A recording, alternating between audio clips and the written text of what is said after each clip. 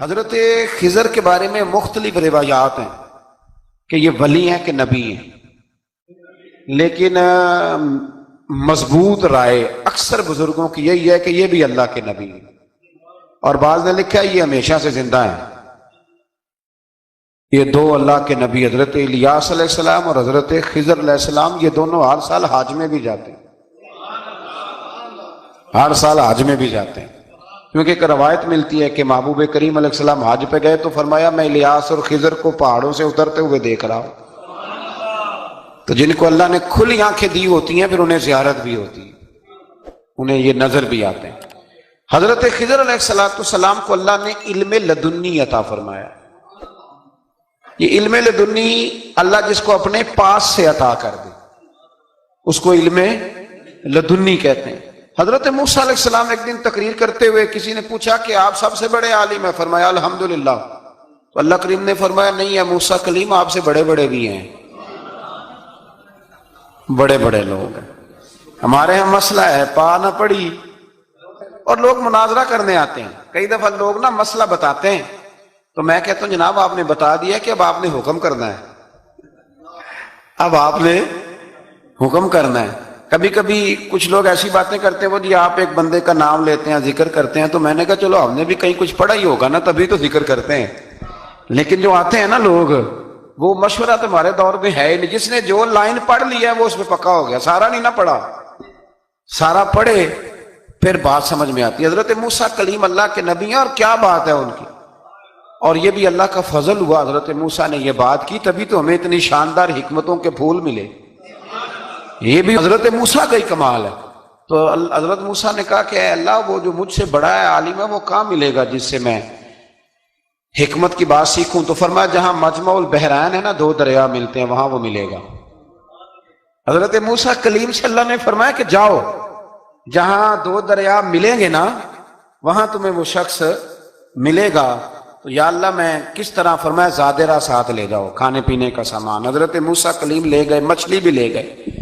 فرمایا یہ مچھلی جہاں تمہارے برتن سے نکل کے دریا میں داخل ہو وہاں دریا میں شگاف پڑ جائے گا، وہاں وہ تمہیں شخص ملے گا۔ حضرت موسیٰ نے اپنے خادم حضرت یوشع بن نون علیہ السلام کو بھی ساتھ لیا۔ یہ بعد میں حضرت موسیٰ علیہ السلام کے جانشین ہوئے۔ یہ دونوں سفر پہ نکل گئے، ایک جگہ پہ پہنچے جہاں پہاڑ تھا، ساتھ دریا بھی تھا، اس کے نیچے آرام کرنے لگے۔ حضرت موسیٰ کلیم سو گئے تو یوشع بن نون علیہ السلام موجود تھے، مچھلی جھٹ سے نکلی، دریا میں داخل ہو گئی، وہاں راستہ بھی بن گیا۔ اب اٹھے حضرت موسیٰ کلیم، جب اٹھے تو فرمایا چلو چلیں، تھوڑا آگے جا کے فرمایا بھوک لگ رہی ہے کھانا تو نکالو۔ انہیں یاد آیا، کہنے لگے حضور مچھلی تو دریا میں چلی گئی تھی۔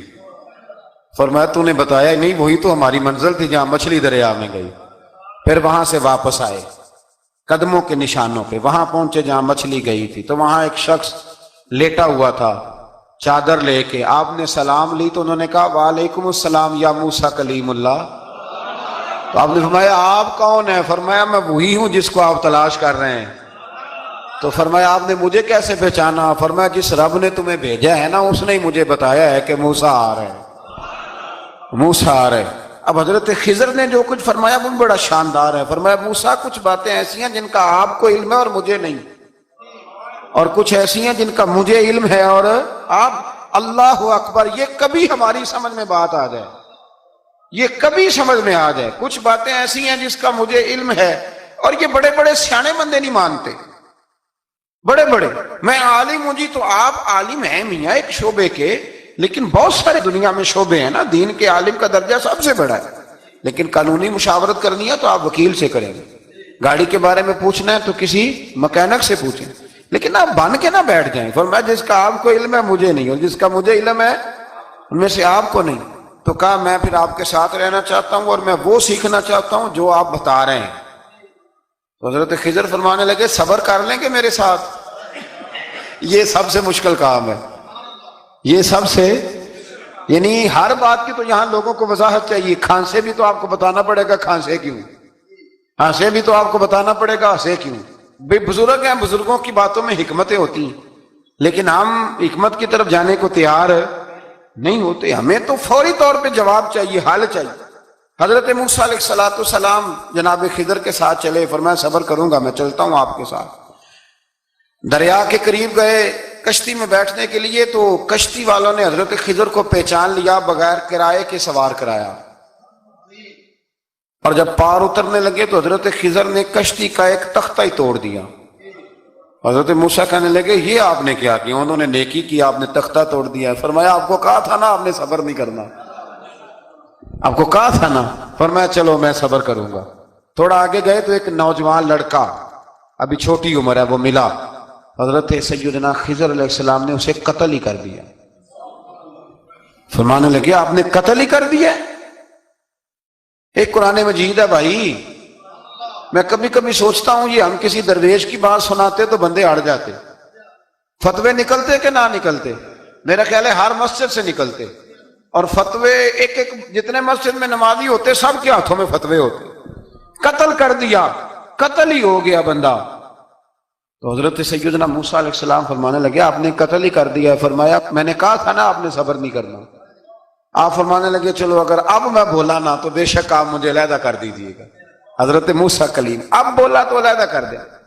ایک بستی میں داخل ہوئے، بستی کے لوگوں سے پانی مانگا تو انہوں نے پانی بھی نہ دیا، آرام کرنے کو جگہ بھی نہ دی، پر وہاں ایک دیوار گر رہی تھی، حضرت خضر علیہ السلام نے سیدھی کرنی شروع کر دی، ساری دیوار بنائی۔ تو حضرت موسیٰ کہنے لگے کن لوگوں کی خدمت کر رہے ہو جنہوں نے پانی بھی نہیں دیا، انہوں نے پانی تک نہیں پوچھا۔ فرمانے لگے بس بھیا آپ نے وعدہ کیا تھا کہ اب بولیں گے تو بے شک علیحدہ کر دینا، آپ بولیں اب آپ کا اور میرا ساتھ زیادہ نہیں چل سکتا، آپ بولیں۔ جو بول پڑے نا، غلامی کرے تو رستے لمبے چلتے ہیں، اور جو بولے نا جس کو وضاحت چاہیے ہو وہ غلام نہیں ہوتا، اس کے ساتھ پھر باتیں لمبی۔